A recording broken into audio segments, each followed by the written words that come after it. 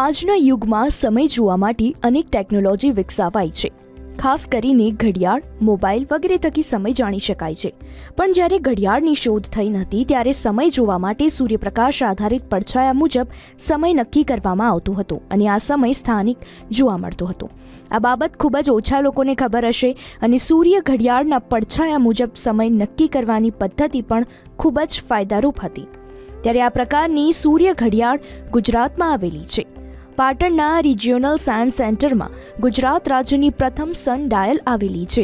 આવો જોઈએ આ કેવી રીતે કામ કરે છે અને દેશના સમય અને સ્થાનિક સમયમાં શું ફેરફાર છે.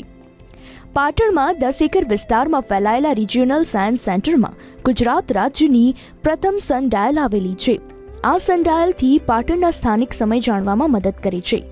દેશનો માનક સમય 5:30નો છે, જેની સામે પાટણનો માનક સમય 4:50નો હશે. એટલે કે દેશના માનક સમય કરતાં પાટણની આ ઘડિયાળ સરેરાશ 40 મિનિટ પાછળ ચાલી રહી છે. રિજિયોનલ સાયન્સ સેન્ટરના project director doctor Sumit Shastri જણાવી રહ્યા છે, આ સૂર્ય ઘડિયાળ જે છે સૂરજથી જે કિરણ આવે એના પડછાયા આધારિત ખગોલીય ગણના મુજબ સ્થાપિત છે. આ પાટણની લોકલ ટાઈમ બતાવે છે, જે દેશ ટાઈમના જે ટાઈમ હોય ઇન્ડિયન સ્ટેન્ડર્ડ ટાઈમ એના કરતાં પાછળ ચાલે છે.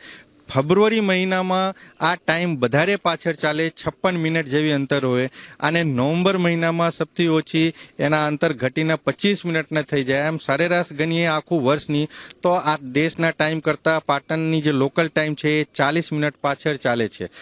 આ જે ટાઈમ બધી પાછળ ચાલે છે એના જે જ્ઞાન છે, એન્શિયન્ટ ટાઈમમાં જ્યારે આપણા ઘડિયાળ કે મોબાઈલ હતા નહીં ઉપલબ્ધ, ત્યારે આ એકમાત્ર સાધન સૂર્ય ઘડિયાળ હતા જેના આધારિત આપણા કોઈ પણ જગ્યાની સમય ખબર પડે.